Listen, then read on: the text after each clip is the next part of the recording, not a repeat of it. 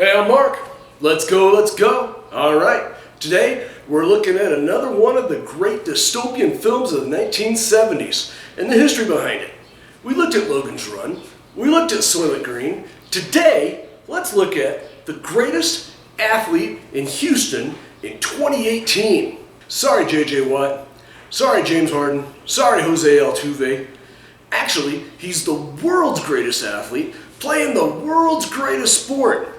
Let's check out the movie Rollerball and the history around it. Let's be entertained while we are quarantained. Let's go rogue.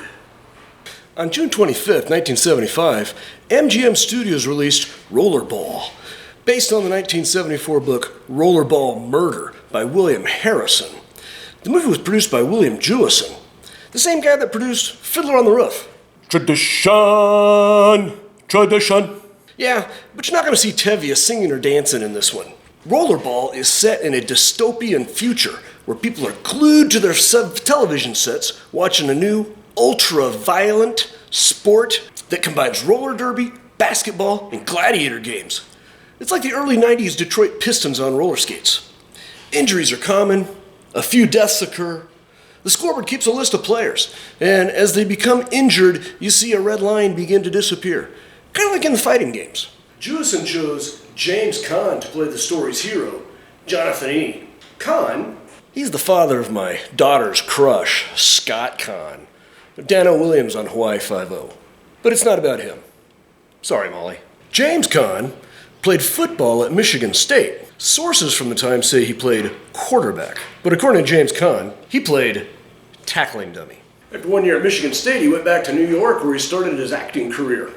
He was nominated for an Academy Award for Best Supporting Actor playing Sonny Corleone in The Godfather.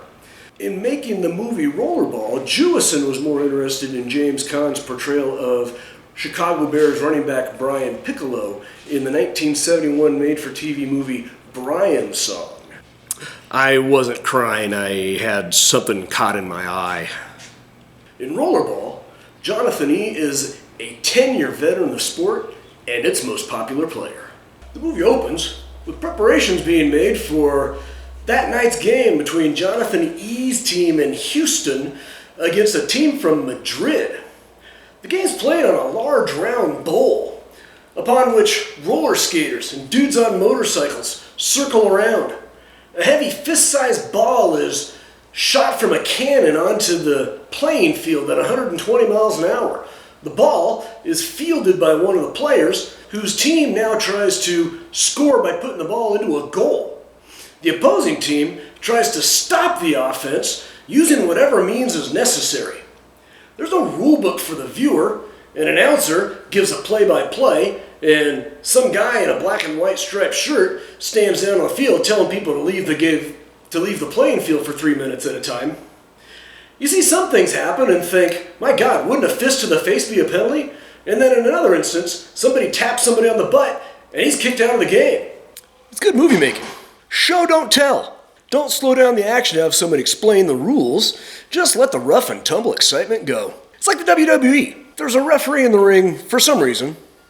Nobody knows why. All of this to the roaring crowds inside the arena and to a worldwide television audience outside. The game is particularly brutal, even within the rules of the game. Skate on a track, grab the back of a motorcycle and fight through a picket line of guys to get to a goal. Guys getting checked, tripped, pulled to the ground, clotheslined, punched. Guys on motorcycles, guys getting run over by motorcycles.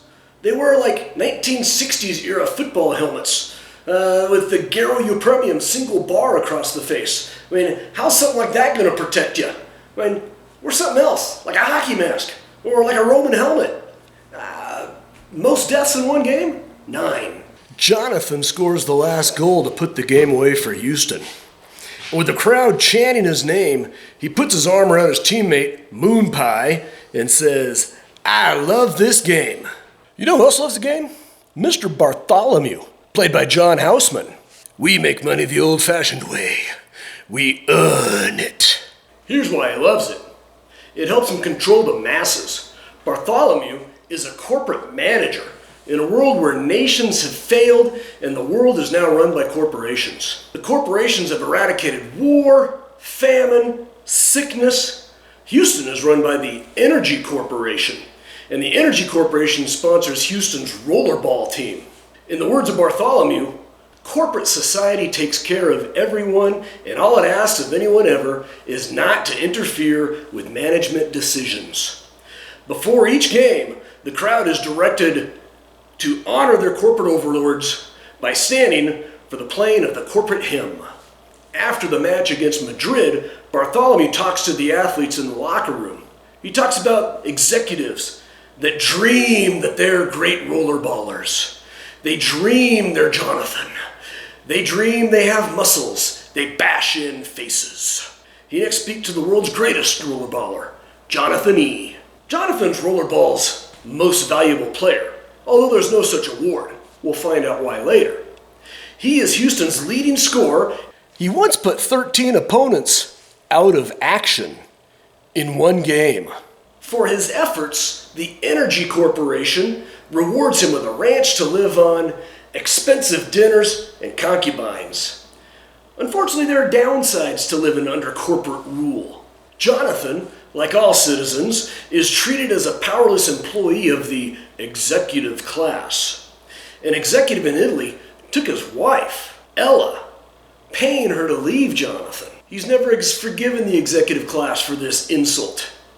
He still loves Ella, and he plays videos of her on the flat screen TVs in his home, waiting for her improbable return.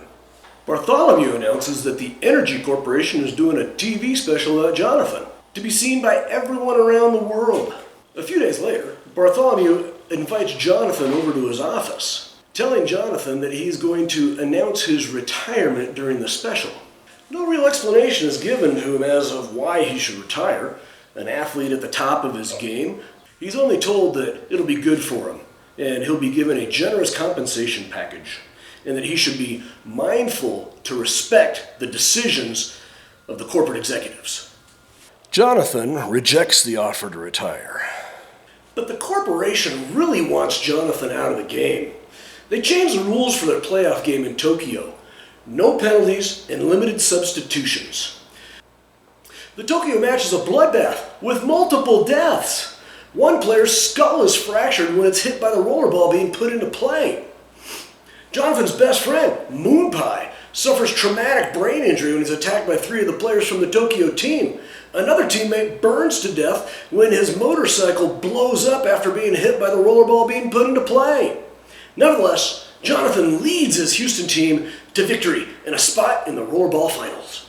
In a meeting of the corporate leadership before the final against New York, Bartholomew explains the situation.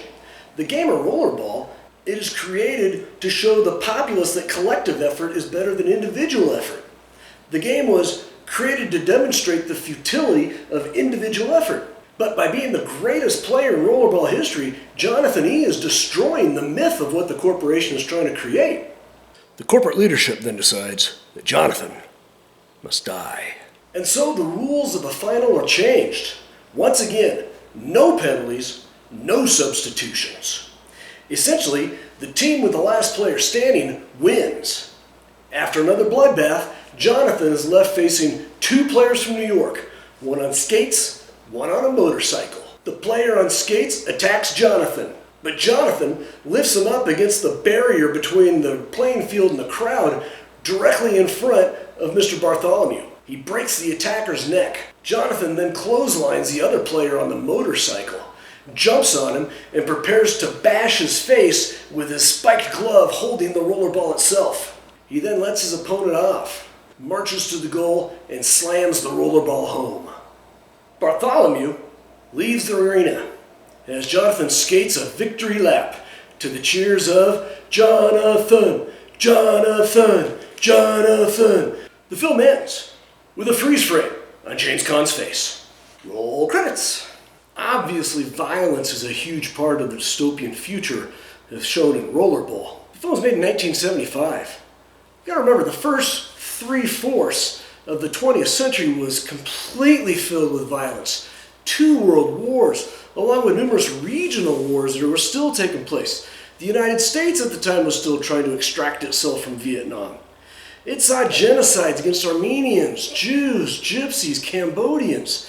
A series of assassinations rocked the United States, starting with John F. Kennedy, Robert Kennedy, Martin Luther King, Malcolm X. Terrorism spread across the world, highlighted by the murder of the Israeli Olympic team in Munich in 1972. In a seemingly disconnected interlude in the movie, Energy Corporation decides to throw a party in Jonathan's honor, inviting a bunch of corporate bigwigs.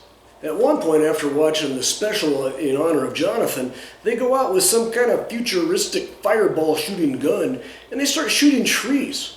They watch the trees and cheer as the trees are engulfed in flames. No rhyme or reason. The trees didn't do anything to them. They just go shoot the trees. Another theme of Rollerball is the decline of nations and the rise of corporations. This was the time of the Cold War. The world was divided between the United States and its freedom-loving allies, and the Soviet Union and its Eastern Bloc satellites, with billions of dollars going into each of those blocs' militaries. In the world of Rollerball, the countries have gone bankrupt, giving way to the corporate world. And why not? This was an era when the largest corporations in America had yearly profits that were higher than the 2/3 of the countries of the rest of the world. American corporations were becoming multinational. United Fruit Company owned 90% of all the Central American countries. Ford and GM were starting to build factories overseas. In the early 70s, with the United States government tottering, the corporate world was extending as far as its stockholders would allow them. Why wouldn't we all become subjects to our corporate overlords at some time in a dystopian future? Hey, I want to thank you for coming by. I hope you had fun. I hope you learned something. If I did it right, you did both. I hope you were entertained while you were quarantained. I had fun, but I won't quit my day job. And the next time you see some guys in a street fight on roller skates, remember me. I'm Mark Haggard. I'm a history teacher, and I've gone rogue.